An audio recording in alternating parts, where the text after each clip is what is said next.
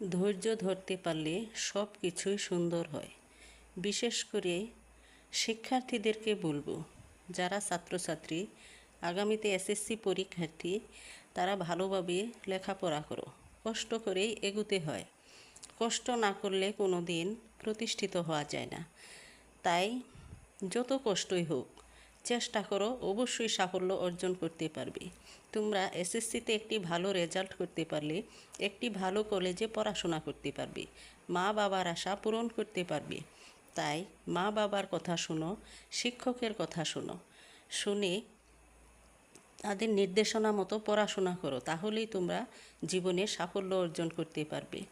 একটু কষ্ট করে দেখো, সামনে জীবনটা কত সুন্দর হয়, ভবিষ্যৎ কত সুন্দর হয়। আত্মীয় স্বজন, মা বাবা, প্রতিবেশী সবাইকে নিয়ে ভালো থাকতে পারবে, সবাই সম্মান করবে, সবাই ভালোবাসবে।